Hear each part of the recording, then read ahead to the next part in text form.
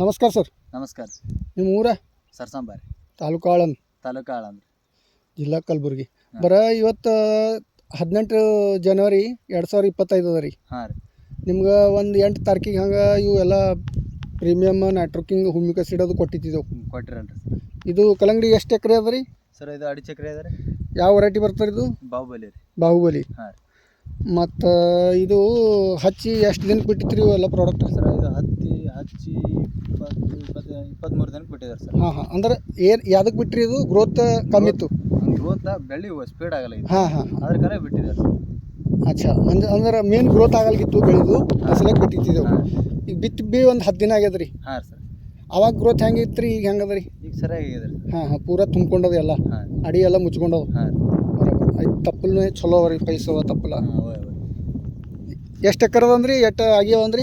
ಇವು 13,000 ಆಗ್ಯಾವ ರೀ ಸರ್. ಹಾಂ ಅಂದ್ರೆ ಒಂದು ಸ್ವಲ್ಪ ಕಮ್ಮಿ ಇತ್ತು, ಅದಕ್ಕೊಳಗೆ ಅಡ್ಜಸ್ಟ್ ಮಾಡಿ ಹಾಕ್ತಿದ್ದಾರೆ. ಹಾಂ ಮತ್ತು ಇವೆಲ್ಲ ಪ್ರಾಡಕ್ಟ್ ನೀವು ಯೂಸ್ ಮಾಡಿರಿ. ಹಾಂ ಮಾಡಿ. ಇದ್ರಲಿಂದ ಲಾಭ ಆಗ್ಯದ ಅನಿಸ್ತದೆ ರೀ ನಿಮ್ಗೆ?